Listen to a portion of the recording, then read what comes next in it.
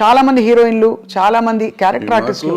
దీంట్లో జయలలిత గారు చెప్పారు సార్ ఫర్ ఎగ్జాంపుల్. ఇక్కడ మాకు ఆ కేసు మీరు అడుగుతున్న particular case it is work place harassment. Work place హెరాస్మెంట్లో అంటే మీరు పనిచేస్తున్నారు, మీరు సాక్షి టీవీలో పనిచేస్తున్నారు, లేకపోతే ఐ డ్రీమ్లో పనిచేస్తున్నారు. మీకు నాకు ఏదో వైరం ఉందో, లేకపోతే మన ఇద్దరికి సమ్ స్కోర్ సెటిల్ చేసుకోవాలి. నేను సడన్గా మీరు వెళ్ళి యాంకరింగ్ చేస్తా ఉంటే ఇట్లా జరుగుతుంటే మధ్యలో వచ్చేసి ఆపేసే స్వప్న బయటికి డామ్ డూమ్ అంటే that is work place harassment. ఏమీ చెయ్యిపోయినా అతను మనిషి మీకు చాలా ఇష్టమై ఉండొచ్చు, మీతో వాళ్ళకి ఉండి ఉండొచ్చు, ఏదైనా అయి ఉండొచ్చు, but is no business to can get in to the premises. First point, that is work place harassment. So అటువంటి టైప్ ఆఫ్ కేసెస్ దాంట్లోకి వస్తాయి. మిగిలిన ఇవన్నీ మనకు సంబంధం లేని కేసులు. కానీ ఇది ఇక్కడ సెక్షువల్ ఎక్స్‌ప్లాయిటేషన్ జరిగింది. That is also sexual exploitation. ఏం right has got, he might be having right on you some ఏదైనా రకంగా, but he should have waited outside. లోపలికి వచ్చి అంత ఇది లేదు కదా. And it's not his premises, my premises. అదే లోపల రావడమే తప్పు కదా. సో ఇవన్నీ అంటే మరి వీటికి పరిష్కారాలు ఉంటాయంటారా? బికాజ్ మూవీ ఆర్టిస్ట్ అసోసియేషన్ ఏముంటుందా పరిష్కారం? ఏదో ఉంటాయి, చట్టాలు ఉంటాయి, చట్టాలు చెప్పినవి సగం చేస్తూ ఉంటాం. సగం చట్టాలు చెప్పినందువల్ల అవుతుందా? ఏది అవుతుందంటే మనం కూడా తప్పు చేసామా లేదా, ఇది తప్ప కాదా అనేది మనం ఆలోచించుకోవాలి. మనం కూడా కొంచెం పెద్ద మనసు చేసుకుని ఈ చూసి చూడనట్టు మనం వెళ్ళాలి. జరుగుతూ ఉంటాయి తప్పులు, నాతో జరుగుతాయి, మీతో జరుగుతాయి, ప్రతి మనిషితో జరుగుతాయి తప్పులు. ఆ తప్పుని మనం దాన్ని ఇంకొంచెం అల్లరి చేసుకుంటానికి ట్రై చేయకుండా దాన్ని సరిగ్గా పరిష్కరించుకుంటే ఈజీగా సాల్వ్ అయిపోతుంది. అసలు ఇష్యూ ఏముంది, ఎవరి పనులు చేసుకుంటున్నప్పుడు ఇష్యూస్ ఏముంటాయి ఇక్కడ? అది కరెక్టే కదా సార్ అది. కానీ okay, final question on this topic sir. వాతావరణం చాలామంది ఇప్పుడు క్యారెక్టర్ ఆర్టిస్టులు బయటకు వచ్చి ఇంటర్వ్యూలు ఇచ్చిన సందర్భాల్లో చెప్పారు, ఫలానా టైంలో నేను లొంగిపోవాల్సి వచ్చింది, నాకు ఆప్షన్ లేకపోయింది, రాత్రి 2 గంటలకి నా డోర్ వచ్చి కొట్టేవారు తాగేసి. మరి ఇవన్నీ ఏమిటంటే వీటిని ఏ పరిధిలో చూడాలి, ఏ కోణం నుంచి చూడాలి? ఇవి ఇంటర్వ్యూ అంటే ఇవేదో ప్రైవేట్గా చెప్పినవి కాదు సార్, బహిర్గతంగా చెప్పారు. ఇప్పుడు ప్రాబ్లం ఏంటంటే ఇక్కడ మన సమాజం ఫస్ట్ అసలు ఆడపిల్ల అంటేనే లోకువ, బయట కూడా సమాజంలో జనరల్గా సినిమాల్లో ఉన్నాడంటే అసలు మరీ లోకువ, అంటే వాళ్ళకి ఏదో taken for granted. Correct, taken for granted. So ఎవళ్ళైనా ఏదైనా చేయొచ్చు. అండ్ ఈ సినిమాల్లో నిజాలెన్నో అబద్ధాలెన్నో మనకేమీ తెలియదు, కానీ ప్రతి వాళ్ళకి ఒక ట్యాగ్ పెట్టేసి ఉంటుంది. ఈ అమ్మాయి ఆ అబ్బాయితో ఉంది, ఆ అబ్బాయి ఆ అమ్మాయితో ఉన్నాడు, సంథింగ్ ఉంటుంది. అవును. ఈ ఇంటాక్సికేషన్ స్టేజ్ వస్తుంది. నైట్ తలుపులు కొట్టే వాళ్ళంతా మందు కొట్టినాక వస్తారు. వాళ్ళకి నాకు దొరకలేదు, వాళ్ళకి ఈ టైప్లో ఉంటారు వీళ్ళంతా. దీని మీద ఏదైతే తలుపు కొట్టి ఆడి దగ్గరికి వెళ్ళా, నా దగ్గర రావా, ఈ టైప్లో ఉంటారు. ఇవన్నీ ఇటువంటి అంటే ఊరికి చెప్పు, దీని మీద కాదు, బట్ అటువంటి జరుగుతానికి అవకాశాలు ఉంటాయి. రైట్. కానీ చాలా గొప్పగా గౌరవం నిలుపుకుని అద్భుతమైన సినిమాలు, అంటే నిజంగా కళాఖండాలు సృష్టించిన గ్రూప్స్, టీమ్స్, టెక్నీషియన్స్ ఎంతమంది ఉన్నారు సార్, చాలా గొప్పవాళ్ళు ఉన్నారు. అన్ఫార్చునేట్లీ వీటి గురించి ఎక్కువ మాట్లాడతాం కానీ మనం.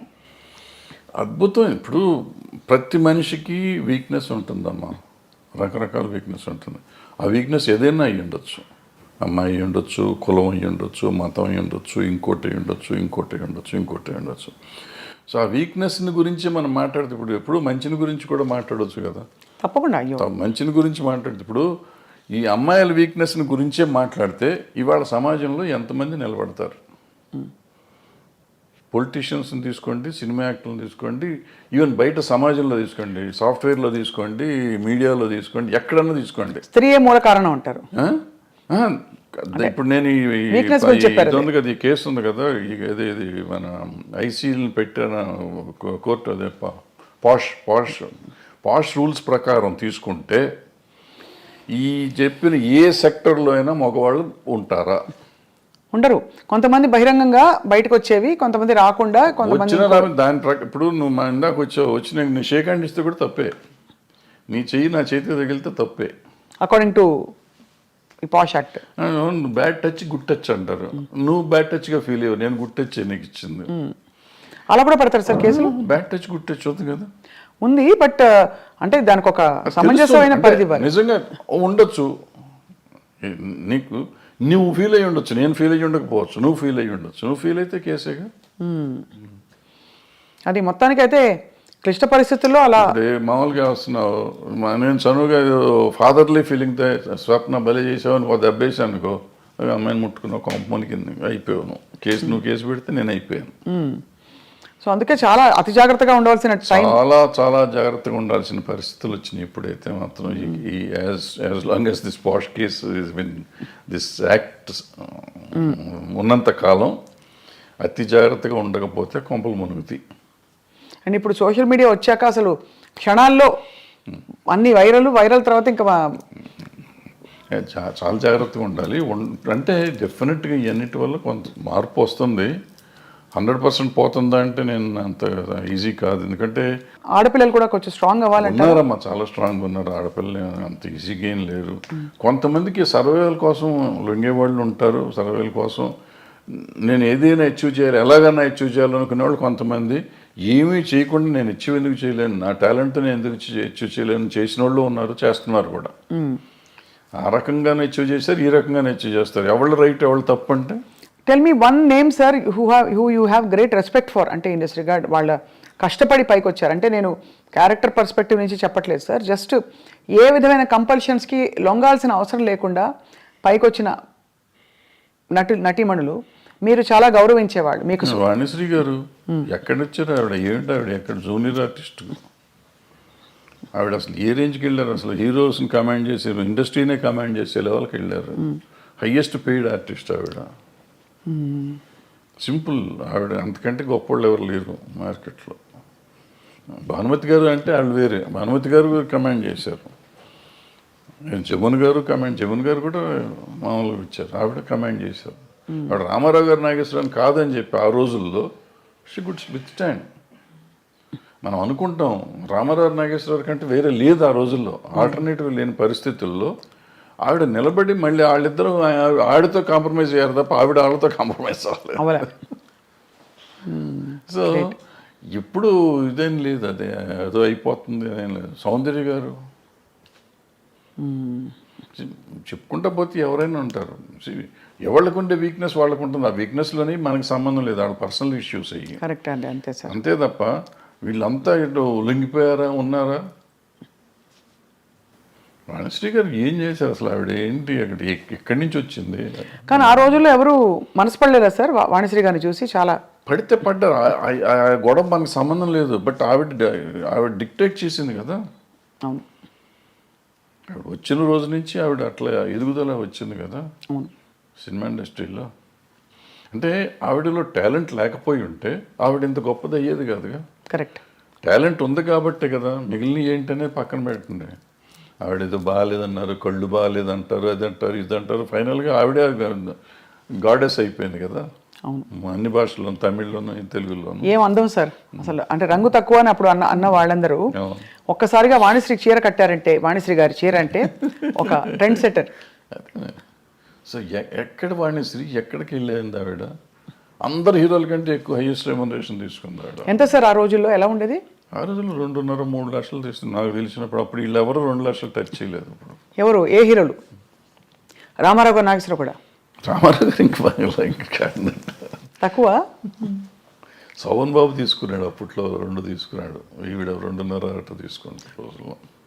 మరి కాలం మారిపోయిందా, డబ్బు విలువ పడిపోయిందా సార్? రామారావు గారు కంబ్యాక్ వచ్చినాక ఆయన హైయెస్ట్కి వెళ్ళిపోయారు. ఆ మధ్యలో బడిపంతులు చేసే రోజుల్లో ఆయన 1,00,000 దగ్గరే ఉన్నారు అన్నమాట. సార్, ఆన్ స్క్రీన్ గురించి మాట్లాడదాం. మనకి ఎక్కడో ఇన్ పోర్ట్రేయింగ్ విమెన్, అంటే విమెన్ ఇష్యూస్ మీద మీరు బాగా స్పందిస్తూ మాట్లాడుతూ వచ్చారు కాబట్టి స్క్రీన్ మీద కూడా మొన్నటి డాకు మహారాజ్ సినిమాలో పాట కూడా విమర్శకి గురైంది కొంత.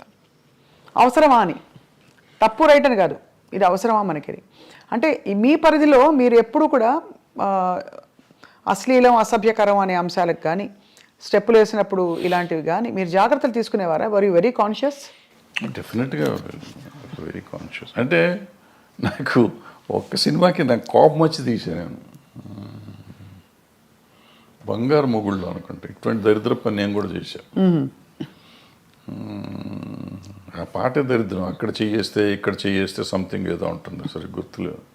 అంటే మంచి నీతిగా అసలు ఎక్కడ ముట్టుకోకుండా ఒకళ్ళనొకరు టచ్ చేయకుండా సినిమా తీస్తా అంటే ఎవడు చూడట్లేదని కోపం వచ్చి ఆ సినిమా దరిద్రం పెట్టండి అని చెప్పి నేనే పెట్టి తీస్తాను. అంటే ఒక్కోసారి ఫ్రస్ట్రేషన్లో చేసిన పని అది చేసింది నేను చేసిన తప్పే.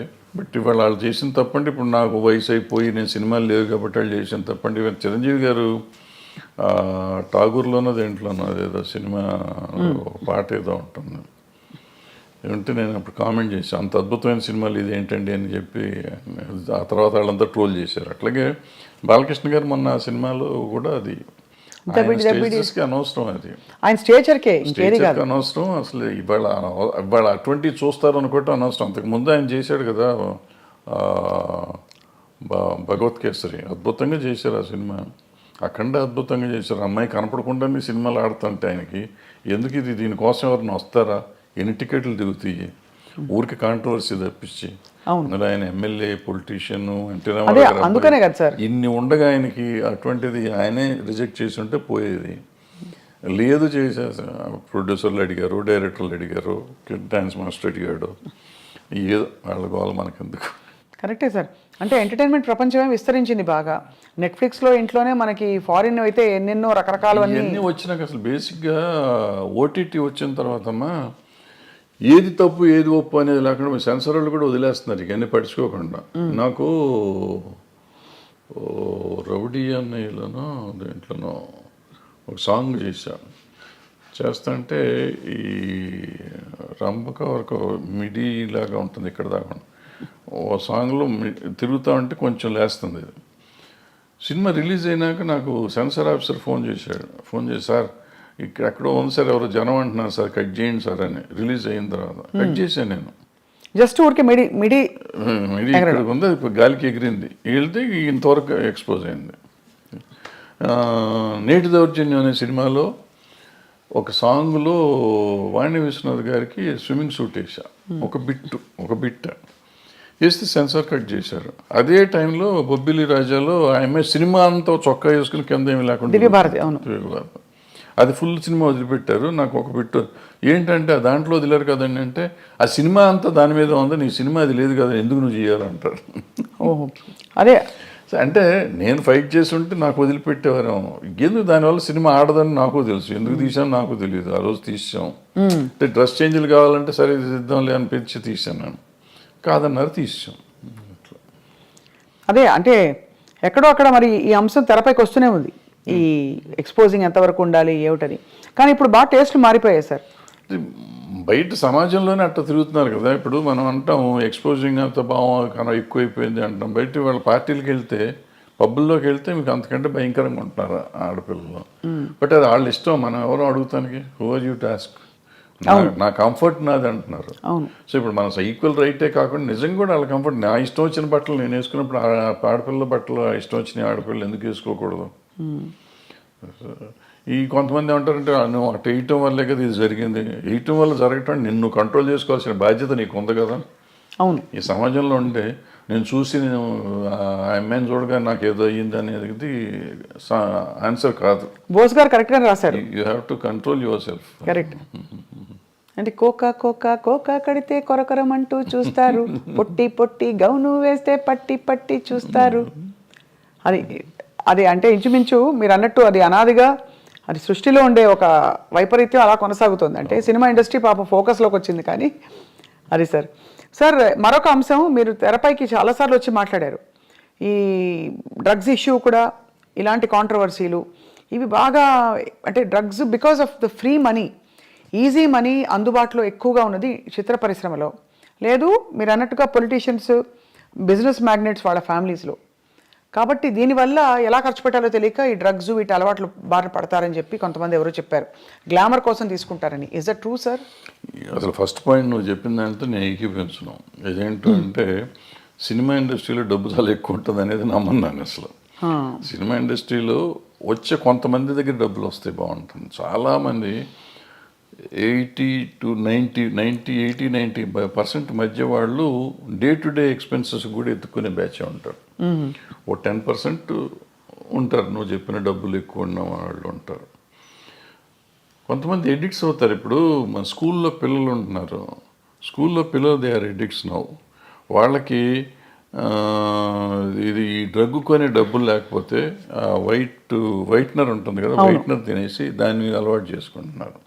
ఈవెన్ రైల్వే కూలీలు అలవాటు చేసుకుంటున్నారు అటువంటి. సో ఇవన్నిటికీ ఏంటంటే వాటిని అరికట్టే మార్గం మనం ఎత్తుక్కోవాలి. సో డబ్బు ఉంటే వస్తారు, డబ్బు ఉన్న వాళ్ళే చెడ్డవాళ్ళు, డబ్బు లేని వాళ్ళు మంచివాళ్ళు అనే శాస్త్రం ఎక్కడ లేదు. ఈ దురలవాట్లు అనేవి డబ్బు ఉన్నా లేకపోయినా అవుతుంది. సో ఈ అలవాటుని అరికడతాం ఎట్లా అనేది మనం ముందు ఆలోచిస్తాం. అంటే ఈ డబ్బుని దానికి లింక్ చేయకూడదు ఫస్ట్. అవును, దురలవాటుకి డబ్బుకి లింక్ చేయకూడదు. వ్యసనం అనేది డబ్బుతో రాదు, వ్యసనం నేచర్తో వస్తుంది. సో నేచర్ని కంట్రోల్ చేయాల్సిన బాధ్యత, నేచర్లో ఉన్న దీన్ని వ్యసనాన్ని కంట్రోల్ చేయాల్సిన బాధ్యత తల్లిదండ్రులకో లేకపోతే ఫ్రెండ్స్కో తీసుకోవాలి బాధ్యత. ప్లస్ మనం పర్సనల్గా పెరుగుతున్న కొద్దీ చేసుకోవాలి. అదేనో మీరు చెప్పినట్టు ఏదో అదేది అందం కోసం మనం ఈ తీసుకుంటారు అనేది నాకు కరెక్ట్ కాదు. కరెక్ట్ కాదు. అంటే స్టెరాయిడ్స్ చేస్తారు, కండలు కనపడటం కోసం స్టెరాయిడ్స్ తీసుకుంటారు అంటారు. అది కూడా ఎఫెక్ట్ చేస్తుంది, అది కరెక్ట్ కాదు, తీసుకోవటం కరెక్ట్ కాదు. కానీ అంటే డెఫినెట్గా మీరు అన్నట్టు ఒక వాతావరణం అయితే ఖచ్చితంగా ఒక ఫ్రీ వాతావరణం అయితే కొన్ని పరిశ్రమల్లో ఎక్కువ కనిపిస్తుంది. లైక్ ఉంది అన్ని చోట్ల, కాలేజెస్ దగ్గర అమ్ముతున్నారు, స్కూల్స్ దగ్గర అమ్ముతున్నారు, పబ్బుల్లో అమ్ముతున్నారు, ఎక్కడ పడితే అక్కడే అమ్ముతున్నారు తీసుకొచ్చి. సార్ మీరు డబ్బులతో కాదని చెప్పారు, ఆ రోజువారీ సర్వైవల్కే చూస్తున్న వాళ్ళు కూడా చాలా మంది ఉన్నారు ఇండస్ట్రీలో. సార్ సూరి సినిమా టైంలో మీరు ఇబ్బంది పడ్డారా డబ్బులకి? నేను సినిమా తీసిన ప్రతి సినిమాకి ఇబ్బంది పడతాను, దీనికి ఇబ్బంది పడలేదు. మీరు ఎప్పుడు అంటే I never seen you lavish, ఎవరు మిమ్మల్ని అలా చూడలేదు. అది మీ చాయిసా మీ పరిస్థితా? పరిస్థితే, చాయిస్ ఉంది. ఇప్పుడు ఏదైనా సినిమాలో డబ్బులు వచ్చి ఉంటే డెఫినెట్గా దీనికి వాడుకుంటాం కదా. ఎక్సెప్ట్ స్వర్ణక్క నాకేమైందంటే బై ద టైం నేను కొద్దిగా రీజనబుల్గా డబ్బులు సంపాదించే సినిమాలు వచ్చేటప్పటికి నాకు బ్యాక్లాగులు ఉంటావచ్చు. ఆ బ్యాక్లాగులు తొలగించుకుంటూ రావటానికి సో ఇప్పుడు కంఫర్ట్ జోన్లోకి రాలేకపోయాను. నిజంగా చెప్పాలంటే లాస్ట్ 2-3 years నుంచి నేను కంఫర్ట్ జోన్లో ఉన్నా. లాస్ట్ 2-3 yearsలో కూడా నేను ఎక్కడో అంతకుముందు మీ ఐ డ్రీమ్లో పనిచేశాను ఒక సంవత్సరంన్నర. అది కంఫర్ట్. తర్వాత ఏదో వేరే ఛానల్లో పనిచేశాను. అదే నా కంఫర్ట్ జోన్ నాకు నిజంగా చెప్పాలంటే. ఇంతకాలం ఈ 76 ఏళ్ళ జీవితంలో లాస్ట్ 2-3 years కంఫర్ట్ జోన్. అంటే బ్యాంకులో బ్యాలెన్స్ నాకు ఖర్చులు బాను 10-5 మిగిలే డబ్బులు బ్యాంకులో ఉండటం అనేది ఇదే చూడటం నేను. అది చాలా ఆశ్చర్యకరం సార్, మీకంటే అంత క్యాలిబర్ ఉండి అన్ని హిట్లు తీసి మరి అది ఏమంటారు, విధి అంటారా లేక పరిస్థితులు కలిసి రాకపోవడమా? పరిస్థితులు అంటే ఏంటంటే వీళ్ళందరూ చాలామంది ఆ రోజుల్లో, ఇప్పుడు అందరూ తీస్తున్నారు కానీ ఆ రోజుల్లో నేను ఒకే సంవత్సరం 5-6 సినిమాలు రిలీజ్ చేశాను. నేను డైరెక్షన్ చేసినవి కానీ రిలీజ్ చేసినవి కానీ. సో రొటేషన్లోకి వెళ్ళిపోతూ ఉండేది. ఒకవేళ వచ్చినా కానీ ఓ హిట్ ఓ ఫ్లాప్ ఉండేటప్పటికీ మనం అన్ని కంటిన్యూస్ సక్సెస్ హిట్లు తీయాలి. తీసుంటే డబ్బు కనపడేదేమో, ఎప్పటికప్పుడు ఒకటి తగలగానే ఇమీడియట్గా రెండోది పోగొట్టేది. డబ్బులు వచ్చినాయి అనుకుంటే రెండోదట్లో పోయి. సో ఎక్కడ అంత కంఫర్టబుల్గా ఉంది. ఇప్పుడు సార్ పుష్ప లాంటి సినిమాలకి మేము వినడం, ఎవరో చెప్పాం, ముత్యాల సుబ్బయ్య గారు చెప్పారనుకుంటాం మొన్న, 300 కోట్లు ఇలా ఉన్నాయి డైరెక్టర్ రెమ్యూనరేషన్స్ అని. అప్పట్లో అసలు చాలా తక్కువ కదా సార్. అంటే ముత్యాల సుబ్బయ్య గారు రోజుల్లో ఆయన తీసుకున్నది, ఆయన చాలా ఎక్కువ తీసుకున్నారని మేము అనుకునేవాళ్ళం. మాకు తక్కువ ఇచ్చేవారు అప్పుడు. ఆయన పెద్ద డైరెక్టర్, మేము చిన్న డైరెక్టర్లం కదా ఆ రోజుల్లో. ఇది ఏం లేదు, ఆ రోజులకి డబ్బులకి ఆ రోజు ఇది, ఈ రోజు డబ్బులకి ఈ రోజు ఇది. ఈరోజు పుష్ప డైరెక్టర్కి వచ్చిందంటే పుష్ప 50% పార్ట్నర్ ఆయన సినిమాలో. టైటిల్స్లోనే ఉంది, సుకుమార్ రైటింగ్స్ అని ఉంది కదా. Is producer. అది more than director, is also a producer. So ఆయన కథ అయిందే, డైలాగులు అయినయే, స్క్రీన్ ప్లే అయింది, డైరెక్షన్ అయింది, ప్రొడ్యూసర్ అయిన. కాబట్టి ఎక్కువ డబ్బులు వచ్చినాయి. ప్రొడ్యూసర్గా వచ్చినాయా రైటర్గా వచ్చినాయా అనేది మనం చెప్తే 100 వచ్చిందా 200 వచ్చిందా అని వేరే సంగతి. But whatever he got, it is because of so many aspects. Now sir, మీ ప్రకారం ఇక్కడ మనం బాహుబలి లాంటి సినిమాల్లో రాజమౌళి గారిని చూసాం, పుష్ప రంగస్థలం లాంటి సినిమాల్లో సుకుమార్ గారిని చూసాం, RRR ఆస్కర్ విన్నింగ్ దీనిలో మన రాజమౌళి గారిని చూసాం. ఈ డైరెక్టర్స్ అందరిలో sir, who do you think is carrying that ఆరా? అంటే వాళ్ళు రకాల్లో వాళ్ళు ఇది ఉన్నారు అన్నప్పుడు. రాజమౌళి గారిని చూస్తున్నాం. రాజమౌళి గారు ఆయన ప్రతి సినిమాకి ఒక డిఫరెంట్గా జోనర్ ట్రై చేస్తున్నాడు, ఎక్సెప్ట్ బాహుబలి 1 and 2 తప్ప. మిగిలిందల్లా మీకు ఏ సినిమాకి ఆ సినిమాకి ఒక డిఫరెంట్, రెగ్యులర్ కమర్షియల్ అయినా కానీ మొదటి సినిమాల్లో ఏం చేసామంటే ఆయుధాలు మార్చేవాడు.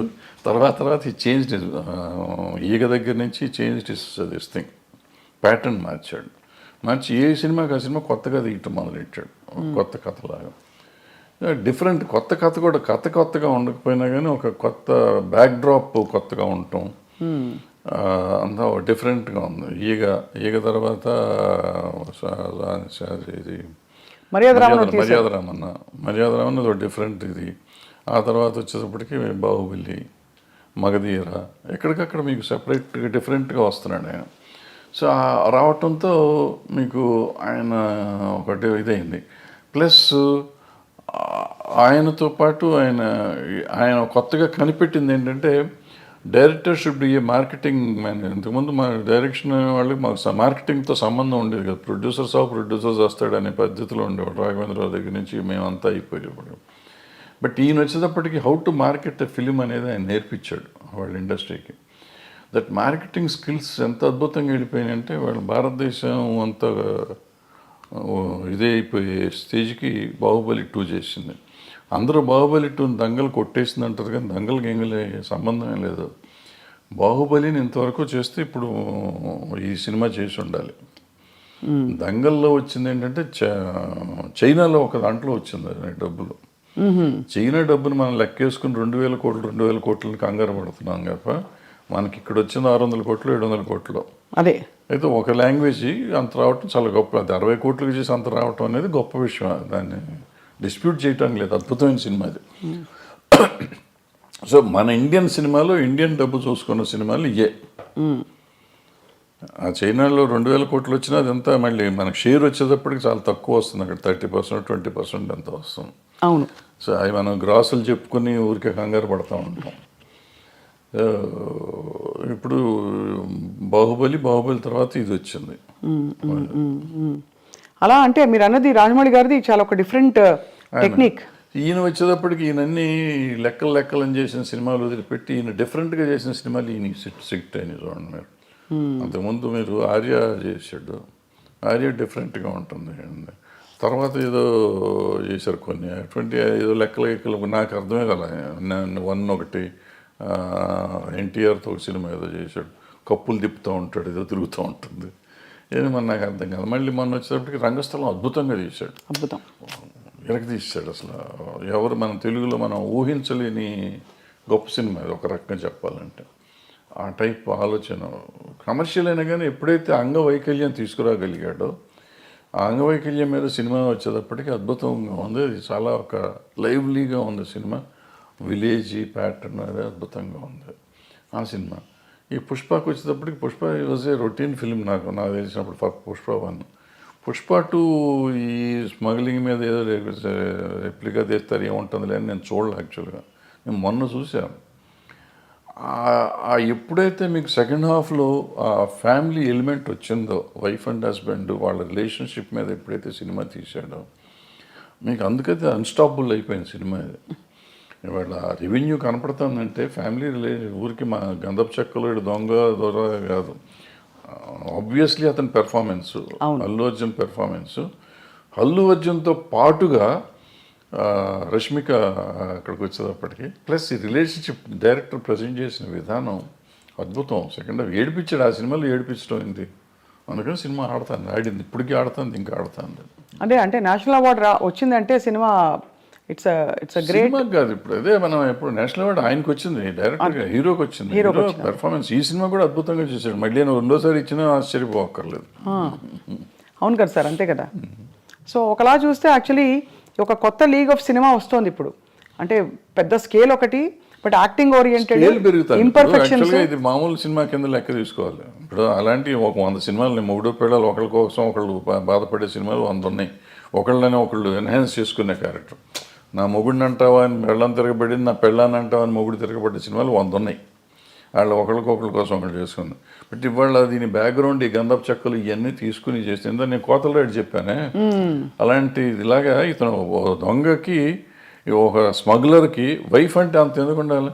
నేను నన్ను ఇన్సల్ట్ చేసినందుకు కాదు, నా భార్య పేరు ఎత్తినది నాకు కోపం వచ్చింది, అందుకని నేను చూస్తానంట, నేను తట్టుకోలేను అంటాడు.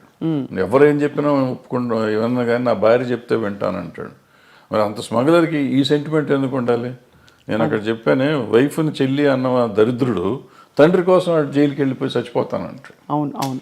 సో అది నీకు ఎప్పుడు వేరియేషన్ వచ్చేటప్పటికి నీకు తేడా వచ్చేస్తుంది. సో అక్కడ ఇక్కడ కూడా మంచి దొంగలు, మధ్యలో దొంగ రాసుకలు తీశారు మీరు. దొంగ రాసుకలు టైటిల్ ఎట్లా పెట్టారు సార్ అది? వాళ్ళ కథలో ఈయన చెప్పాడు, మన దివాకర్ బాబు గారు, ఆయన కథ కూడా ఆయన. నేను ఆ టైటిల్ ఒక్కటే చూసి మీ సినిమాలన్నింటిలో మీరే పెట్టుకుంటారు. రైటర్ ఆయన, అతను మన తమిళ ఆయన రైటర్. సో భలే ఒక long innings, 50 years in the industry. Everybody అందరూ మిమ్మల్ని అంత గౌరవిస్తారు, ఇప్పటికీ ఇష్టపడతారు. కానీ మీరు కుండ బద్దలు కొట్టి మొహమ్మీ చెప్పేస్తారు అన్నీ. ఎప్పుడు మీకు శత్రువులు తయారు అవ్వలేదా? ఉన్నారు, కొంతమంది అవుతారు, కొంతమంది తిడతానే ఉంటారు, అప్పుడప్పుడు తిడతా ఉంటారు, నన్ను చంపేస్తా ఉన్నట్టు కూడా ఉన్నారు. ఉన్నారా? నడుస్తూ ఉంటారు. అంటే ఏ ఇష్యూలో సార్? ఏదో ఒక ఇష్యూలో వాళ్ళకి నచ్చని ఏదైనా చెప్తే కోపం వస్తుంది కదా. ఎవరు సార్? నేను దాసనారాయణరావు గారు, నేను కృష్ణ గారు భయంకరంగా పోట్లాడుకున్నాం. అవునా? ఎలా పోట్లాడుకున్నారు? ముఖాలు కూడా చూసుకునే లెవెల్లో పోట్లాడుకున్నాం. తర్వాత మేము ఇద్దరం అసలు నేను కృష్ణ గారు కానీ నేను దాసనారాయణరావు గారు అంత క్లోజ్గా మళ్ళీ ఎవరు లేరు. ఇప్పుడు ఏ విషయాల్లో వచ్చేవి గొడవలు? అంటే మాకేదో దీంట్లోనే మనం వేరే సొంత పర్సనల్ ఇష్యూస్ మాకేమైనా లేవు కదా. క్రియేటివ్ డిఫరెన్సెస్లోనే చాలా గట్టిగా మొహాలు చూసుకోకుండా అంతవరకు మాట్లాడుకోకుండా. అప్పుడు సెల్ ఫోన్ లేవు ఇవన్నీ. అంటే మీరు మరి మళ్ళీ ఎలాగా మేకప్ అలాగా మళ్ళీ ఆటోమేటిక్గా అయిపోయింది. ఆటోమేటిక్గా అంటే ఎవరిలోనూ కల్మషం లేదు. ఇప్పుడు నాకు కల్మషం ఆయన మీద, నారాయణరావు గారి మీద కానీ కృష్ణ గారి మీద కానీ కల్మషం ఉండి నేను పంతం బట్టి ఉంటే వేరే, వాళ్ళకి నా మీద అటువంటిది ఏం లేదు. ఒక క్రియేటివ్ డిఫరెన్స్ వచ్చింది నాకు కృష్ణ గారికి, అట్లాగే దాసనారాయణ గారికి నాకు ఒక క్రియేటివ్ డిఫరెన్స్ వచ్చింది. సో అప్పుడు యూత్లో ఉన్నాం కాబట్టి దాసనారాయణరావు గారి మీద కొంచెం చిల్లల పల్లలుగా నేనే ఆయన మాట్లాడలే పాపం. సో ఆయన పిలిచి ఒక రోజు కూర్చోబెట్టి మాట్లాడారు, సెట్ అయిపోయింది. మీరు ఫాండ్గా ఇష్టపడి వేసుకునే మీ సినిమా ఏది సార్? వేసుకుని చూసే సినిమా పోతే పోనీయా, స్వర్ణక్క? నాకు పోతే పోనీ ఒకటిను, అలజడి ఒకటి. అలజడి ఎందుకంటే అలజడి ఇట్స్ మై ఓన్. ఎక్కువ సినిమాలు డైలాగులు కూడా మేము కాలేజ్లో జరిగిన సీన్స్ ఇవన్నీ ఎక్కువగా, నా కాలేజ్ డేస్ మొత్తం అంతా అది. సో ఆ సీన్లన్నీ నేను ఆ కాలేజీలో మాట్లాడిన డైలాగులే పెట్టి రాసుకున్నాం అన్నమాట, వేరే కొత్తవి కూడా రాయలేదు అంతవరకు, కాలేజ్ సీన్స్ వరకు. సో అందుకని కొంచెం నాకు ఇష్టమైన సినిమా అది. మీరు వెస్లీలో చదివారు కదా సార్? వెస్లీ, సికింద్రాబాద్ వెస్లీలో చదివారు. మీ వివాహం ఎలా అయింది సార్? అది మా ఇంటి పక్క ఇల్లు, 2 ఇళ్ళు అవతల ఉండేవారు ఇల్లు. సో మీరు చూసి ఇష్టపడ్డారు అయితే, అంతేగా? Love marriage. లవ్ మ్యారేజే. అదే మరి ఇందాక ఏమన్నారు, ఫోటోలు కూడా చూడమని చెప్పారు సార్ మీరు. అది వచ్చింది అది. సో మీ పిల్లలు ఎవరు మీ బాటలో నడవట్లేదా? వాళ్ళు సినిమా ఇండస్ట్రీ వద్దనుకున్నారా? మీరే డిసైడ్ చేశారా సార్ వాళ్ళకి? నేను సినిమాలు చూడమంటే సినిమాలు కూడా చూడరు. చూడరా? నా సినిమాలు ఏం చూడరు, బయటికి చూస్తారని తెలియదు నాకు. చిన్నప్పుడు పెద్ద ఇష్టపడేవారు కదా, వెళ్ళేవాళ్ళు సినిమాకి తీసుకెళ్ళేవాడిని కానీ పెద్ద. So life has taught you so much sir. అంటే what is the core takeaway ఏంటి లైఫ్లో అని? To be satisfied with whatever you have, first point, then you will be very happy with that. అంతే తప్ప నాకేం లేదు, నా కళ్ళు ఉన్నారు వీళ్ళు ఉన్నారు, ఇక నా కళ్ళ ముందు ఉండి వీళ్ళు వెళ్ళిపోతున్నారు అని మనం బాధపడిపోతా అంటే you lose lot of things. నేను ఐఎమ్ హ్యాపీ ఉన్నాను, బాగానే ఉంటాను కదా. బాగుంటానికి ప్రయత్నం చేయాలి. అంటే ప్రయత్నం చేయకుండా తిరగటం అనేది ఒకటో క్వశ్చన్. ముందు ప్రయత్నం చేయి, నీ పని. కృష్ణుడు చెప్పిన భగవద్గీతలో నీ పని నువ్వు చెయ్యి, వచ్చేది ఫలితం నీ చేతిలో లేదు. ఫలితం ఒక్కోసారి ఏదైనా రావచ్చు, కరెక్ట్, అవును. ఫలితం లేకపోయి ఉండొచ్చు, బట్ నీకు కృషి అయితే ఉండాలిగా. అవును, కృషి చేస్తూనే ఉండు, so that will be very happy, హెల్దీగా ఉంటావు. Ultimate result is not yours, వచ్చినప్పుడు వస్తుంది. దేవుడిని నమ్ముతారా సార్ మీరు? నేను నమ్మను. మరి కృష్ణుడు దేవుడు కాదా? అంటే ఆయన చెప్పిన భగవద్గీత నమ్ముతారు మీరు? ఏదైనా నమ్ముతుంది. నమ్మటం అనేది ఏముందమ్మ దీంట్లో? ఆయన చెప్పింది ఇప్పుడు అందరూ ప్రపంచం అంతా నమ్ముతుంది కదా భగవద్గీతని, అందులో ఆయన చెప్పింది నేను చెప్తున్నాను. కానీ మీరు నేను చెప్పటం కదా, నేను ఏదో ఇదేం కాదు. అదే కదా అంటారు మన లైఫ్ జీవనసారం అంటారే, జీవనసారం అంతకంటే ఏముంది. మనం చేయాల్సింది చేయకుండా నాకు లేదు. ఇప్పుడు మనం చాలామంది సినిమా ఇండస్ట్రీలో ఉన్నాడు అంటారు, నాకు సినిమా ఇండస్ట్రీ నిన్ను ఎవడు రమ్మన్నాడు? నువ్వు యూ చూస్ యువర్ సెల్ఫ్. మీరు ఇక్కడికి వచ్చి దీన్ని కావాలని కోరుకుని ఏదో ఇస్తారంటే నువ్వు సాధించాలి. వాళ్ళు చిరంజీవి గారు, ఎన్టీ రామారావు గారు, నాగేశ్వరరావు గారు వీళ్ళంతా సాధించి వాళ్ళు గొప్పవాళ్ళు అయ్యారు. చాలా కష్టపడి ఉంటారు కదా సార్ ఇంత. వాళ్ళలాగా వాళ్ళు వచ్చేసింది, వాళ్ళకి అంత వచ్చింది నాకెందుకు రాలేదంటే వాళ్ళలాగా నువ్వు ఏమైనా చేసావా? నువ్వు చేయలా. నువ్వు చేసింది చేస్తే నీ పరిధికి ఎంత ఉందో అంత పరిధి నీకు వస్తానే ఉంది. నీ టాలెంట్కి సంబంధించి ఇప్పుడు నేనున్నానమ్మా, నేను సినిమాల్లో 1 వేషం వేసి ప్రకాష్ రాజ్కి అంత ఇచ్చేస్తున్నారు, ఆడిని పెట్టుకుని నన్ను ఎందుకు పెట్టుకోలేదంటే నాకు పర్సనాలిటీ ఉంది కదా. ఆయన యాక్టరు, ఇవాళ దేశాన్ని ప్రపంచంలోనే ఆయన పేరు చెప్పుకునే అంత గొప్ప యాక్టర్ అతను. అవును, అతనిలాగా నేనున్నాను, ఒడ్డు పొడుగున్నాను, డైరెక్ట్ చేశాను, 2 సినిమాలు యాక్ట్ చేశాను, ఆయన పెట్టుకుంటారు నన్ను పెట్టుకోరని ఏడిస్తే నా ఆరోగ్యం చెడుతుంది తప్ప ఏం రాదు, పోదు, నాకేం రాదు. సో దిస్ కంపారిజన్ కానీ లేదంటే అసలు మనం వేరే కానీ ఆలోచించకుండా మనం చేయాల్సింది చేసుకుంటూ పోతూనే ఉండాలి, వచ్చినప్పుడు వస్తుంది. సార్ తెలుగు ఫిల్మ్ ఛాంబర్ ప్రెసిడెంట్గా మీరు వ్యవహరించారు. మూవీ ఆర్టిస్ట్ అసోసియేషన్లో మూవీ ఆర్టిస్ట్ మెంబర్ని కూడా కాదు, అంటే కాదు, బట్ జరుగుతున్న మార్పులు పరిణామాలు, ఆర్ యూ సాటిస్ఫైడ్ అంటే ఒక as a senior film technician? అంటే బేసిక్గా మనం అసలు మూవీ ఆర్టిస్ట్ అసోసియేషన్ అనే దాని గురించి పెద్దగా ఎక్కువ మాట్లాడుకోవటం అవసరం లేదు. ఎందుకంటే కంటే ఒక 800 మంది మెంబర్స్ దాంట్లో 200 మంది అసలు వాళ్ళు ఉన్నారో లేరో వాళ్ళకే తెలియదు. కానీ అంత ఢిల్లీ ఎలక్షన్ లెవెల్లో చేస్తారు కదా సార్, దాని ఊరికి చేసుకుంటారు వీళ్ళు, చేస్తారో అనవసరం, చేయాల్సిన అవసరం లేదు అది. ఈవెన్ ఛాంబర్ ఎలక్షన్ కూడా నేను మొన్న లాస్ట్ బిఫోర్ ఇయర్ ఎప్పుడు చేస్తే ఎందుకు చేస్తున్నారంటే దాన్ని పోయే కాలం వచ్చిందని తిట్టొచ్చారు, మీడియా ముందే తిట్టొచ్చాను ఆ రోజు. అంతే, మనకి ఏదో సరదాగా ఎలక్షన్ చేసుకోవాలి తప్ప దీంట్లో రూపాయి వచ్చేది లేదు ఎవరికి. ఫస్ట్ పాయింట్ మన టైం వేస్ట్. బట్ నువ్వు సర్వీస్ చేద్దామని వచ్చినప్పుడు డబ్బులు ఎందుకు ఖర్చు పెడతాం? నువ్వు చేసే సర్వీసే ఎక్కువ, సర్వీస్ చేస్తున్నావు. సర్వీస్ చేస్తానికి వచ్చి నువ్వు ₹1 ఖర్చు పెట్టి నువ్వు వస్తే నీ మోటివ్ ఏంటి? నీ మోటివ్ సర్వీస్ మోటివ్ కాదు. ఇంకా పవర్ వల్ల వచ్చేది కూడా ఏం లేదు. ఏముంటుంది పవర్ వల్ల? మ్యాక్సిమం ఎప్పుడన్నా చీఫ్ మినిస్టర్ ఇంకోళ్ళు పిలిస్తే మీటింగులకు పిలిచినప్పుడు వెళ్ళి కూర్చుంటే ఏమిస్తారు అక్కడ, అటుకులను జీడిపప్పు ఇస్తారు, అంతే, ఒక కప్పు కాఫీ ఇస్తారు. దానికోసం నువ్వు తాపత్రయపడతావు ఎందుకు? అంటే ఆల్రెడీ నీకు ఆ వాల్యూ ఉంది. నిన్ను ముఖ్యమంత్రి గారు పిలిచే లెవెల్ మీరు ఉన్నారు, ఆల్రెడీ పెరిగే ఉన్నారు. ఇవాళ దానికోసం కొట్టుకోవాల్సిన అవసరం లేదు. ఏ పిచ్చి పనులు అంత. సో అయితే అదే, బట్ వివాదాలు మాత్రం వారానికి ఒకటి వస్తుంది. Jani master issue, Raj Tarun Lavanya issue, అవన్నీ ఇప్పుడు ఇంతమంది ఉన్న ఇండస్ట్రీలో ఇష్యూస్ ఉంటా ఉంటాయి. ఆ ఇష్యూని మనం సీరియస్గా తీసుకోకపోవటం అనేది మనం ఆలోచించుకోవాలి. ఏదో ఉంటాయి, ఉన్నప్పుడు దానికి పెట్టుకోవటం. సార్ మోహన్ బాబు గారి ఇంట్లో జరిగిన తగాదాలు ఏవైతున్నా మీరు ఒక అంటే టెక్నీషియన్గా, సినిమా ఇండస్ట్రీ వ్యక్తిగా మీరు సమాధానించి చెప్పారా? ఎవరికి? ఆయనతోనా? ఇది ఏదో అది పర్సనల్ కదా. ఒకవేళ నేను మాట్లాడినప్పుడు నేను పబ్లిక్లో చెప్పకూడదు కదా. ఇప్పుడు నేను నిజంగా వాళ్ళ వెల్విషర్ని అయితే ఒకవేళ నేను వెళ్ళి అక్కడ ఏళ్ళు పెట్టుంటే, పెట్టానా లేదా అనేది తర్వాత సంగతి, పెట్టుంటే అక్కడ ఏం జరిగింది ఇక్కడికి వచ్చి ప్రమోషన్ కాదు, ఏం జరిగింది కాదు సార్, బట్ అసలు అంటే అది బాగా బహిరంగంగా అయిపోయింది కదా, మీ వాళ్ళే మీడియాకి వచ్చారు. ఇప్పుడు వాళ్ళు బహిరంగంగా ఉన్నారు, నేను బహిరంగంగా ఉండకూడదు. నేనని కాదు, ఎవరైనా కానీ, ఎవరు ఇంటర్ఫియర్ అయినా కానీ, ఇంటర్ఫియర్ అయిన వాళ్ళు బయటకు వచ్చి ఇట్ట జరిగిందని చెప్తే ఇక వాళ్ళు పెద్ద మనిషి ఎట్ట అవుతారు వాళ్ళు. ఫస్ట్ పాయింట్ అది తప్పు. రెండోది అటువంటి జరగటం విచారకరం. అందులో మన వాళ్ళు కావాల్సిన వాళ్ళు, పిల్లలు మంచివాళ్ళు, తండ్రి మంచివాడు, ఈ రకాల ఎందుకు సమస్య వచ్చిందని నాకైతే అర్థం కాలేదు. నాతో అందరూ బాగుంటారు, 4-3 పిల్లలు బాగుంటారు, ఆయన బాగుంటారు, మోహన్ బాబు గారు బాగుంటారు, అందరూ వెరీ నైస్ పీపుల్. చాలా మర్యాదగా నాతో చాలా అంకుల్ అంటారు పిల్లలు, ఆయన తమ్ముడు అంటూ ఉంటాడు. వాళ్ళ ఇంట్లో అట్లా జరిగిందంటే నాకు నిజంగా బాధగా ఉంది. I just really wanted to go and speak, but ఏమో ఎందుకు డెలికసీస్ వాళ్ళవి మనకి ఎందుకని నేను అడగలేదు. మొత్తానికి సార్ అయితే ఇప్పుడు అంటే there is a lot of turmoil going on around అనిపిస్తుంది సమాజం చూస్తుంటేనే. అన్ని చోట్ల ఉందమ్మా, సమాజంలోనే తేడా వచ్చేసింది. అది ఎందుకు వచ్చింది అంటే మార్పు ఇప్పుడు మానవత విలువలు అనేవి పోయినాయి చాలా చోట్ల. మనం విలువల గురించి మాట్లాడతాం కానీ విలువలే లేవు. ఇప్పుడు ఇంతకుముందు అనుకున్నాం శీలం అనేది విలువ, ఆత్మీయతలు, మన సంబంధాలు, మానవత సంబంధాలు విలువలు ఉండేవి. ఇప్పుడు అవన్నీ పోయినాయి. ఏదో ఉంటున్నాం, అందరం కమర్షియల్ అయిపోయాం.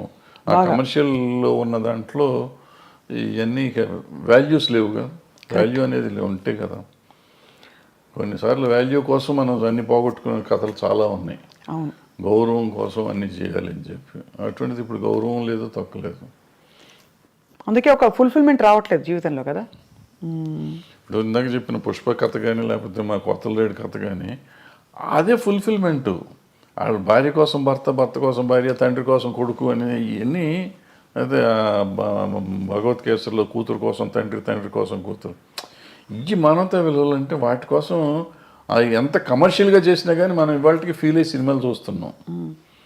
బట్ దానికి వాల్యూ ఉంది, బట్ ఆ వాల్యూ మన జీవితంలో ఇవ్వలేకపోతున్నాం. సినిమాల్లో చూసి మనం సినిమా ప్రొడ్యూసర్కి డబ్బులు ఇస్తున్నాం కానీ మన జీవితంలో మన తల్లిదండ్రులకు కానీ, మన భార్య పిల్లలకు కానీ మనం ఆ సుఖం ఇవ్వలేక, అన్నదమ్ములకు కానీ, అక్క చెల్లెళ్ళకి కానీ మనం ఆ ఫీలింగ్ ఇవ్వలేకపోతున్నాం. ఆ సమాజంలో వచ్చిన మార్పులో మనలో వచ్చింది. మనం ఇన్ని మాటలు చెప్తున్న మనం మన పిల్లలతో మాట్లాడటానికి మనకు టైం లేదు, మన తల్లిదండ్రులతో మాట్లాడటానికి మనకు టైం లేదు, అక్క చెల్లెలతో మాట్లాడటానికి టైం లేదు, భార్యతో మాట్లాడటానికి టైం లేదు. Are we avoid. ఒకవేళ టైం ఉన్నా కానీ ఎందుకో మనకు సాధ్యమైనంత వరకు దూరంగా ఉండడానికి ప్రయత్నం చేస్తున్నాం. ఇంకా విలువలు ఎక్కడి నుంచి వస్తాయి? విలువల గురించి మాట్లాడే నైతిక హక్కు ఎక్కడ ఉంది ఎవరికైనా? Very true sir. బహుశా కొంతవరకు సినిమా ప్రభావితం చేస్తుంది ఈ విషయాలని. బహుశా అలాంటి కథలు వచ్చేసి క్లిక్ అయిపోతే ఆడియన్స్తో తప్పకుండా, ఎందుకంటే ఇంత పెద్ద పెద్ద సినిమాలు, ఇంత మార్పులు తెచ్చిన సినిమాలు మనుషుల్లో, సమాజంలో ఉన్నాయి. చెడు ప్రభావం చూపించిన సినిమాలు కూడా కొంత ఎంతో అంతో ఉండుంటాయి. నిజం చెప్పాలంటే నేను పుష్ప 2 చూడకూడదు అనుకున్నా. ఎందుకంటే బయట చెప్పిన మాటలు, అదేదో ఆ షెకావత్ మీద ఉచ్చబోస్తాడు ఇటువంటి అన్ని విని, ఇటువంటి పిచ్చి సినిమాలు చూడాలా మనం ఎందుకు అని చెప్పి చూడాలి. ఎందుకో చూద్దామని మనం పెట్టుకున్న ఫస్ట్ హాఫ్లో నాకు చిరాకుగా ఉండింది. ఫస్ట్ హాఫ్ చూస్తానికి నాకు took me about 5 hours first half చూడటానికి. ఇంటర్వెల్లో వెళ్ళి మెల్లిగా భోంచేసి వచ్చి కూర్చున్నాం. మళ్ళీ సరే చూద్దాం వద్దా 10 నిమిషాలు ఆలోచించి పెట్టినాక డోంట్ బిలీవ్ ఆ 1:20 నిమిషాలు, 1:40 నిమిషాలు ఉంది ఆ సినిమా. మొత్తం కంప్లీట్ చూసి ఐ వాజ్ క్రయింగ్ యాక్చువల్గా. అంటే అక్కడ నీకు లైఫ్ ఉంది, అంతకుముందు లైఫ్ లేదు, అంతా ఏదో సినిమాలు కమర్షియల్గా ఉండేదంతా తీసాడు ఆయన. ఇక్కడ జీవితం తీశాడు. ఆ భార్యాభర్తల అనుబంధాన్ని చూస్తే నాకు అసలు పిచ్చెక్కిపోయింది. ఆ అమ్మాయి కోసం ఇతను తప్పన కానీ వేరే సీన్లో ఆ అమ్మాయి వాళ్ళని చాట్ చేసిన సీన్ కానీ, తర్వాత ఆడబిడ్డ కోసం ఇతను వెళ్ళి ఫైటింగ్ చేస్తున్నాడు. అంటే వాడు అంత పెద్ద డాన్ లాంటి వాడు వెళ్ళి లైఫ్ను పోగొట్టుకుంటున్నాడు, డబ్బును పోగొట్టుకుంటున్నాడు, ఎన్ని పోయినా పర్లేదు నాకు పిల్లలు కాపాడితే చాలనే ఫీలింగ్ తెచ్చా. అంటే మనలో కూడా ఒక ఆవేశం తీసుకురాగలిగాడు. ఖచ్చితంగా సార్. ఏసే నా కొడుకు అనే ఫీలింగ్ ఉంది ఆ సినిమా చూస్తానంటే. వదిలిపెడతావేంటారు నువ్వు అసలు అనే ఫీలింగ్ ఉండేది. దీనికి తీసుకెళ్ళారంటే మనలో ప్రతి మనిషిలోనూ అంత ఎమోషన్ తీసుకురాగలిగితే బాగుంటుంది. అవును. సినిమా డబ్బులు ఇచ్చి సినిమా చూడటం కాదు, సినిమాతో పాటు మనం నేర్చుకోవాల్సింది అది.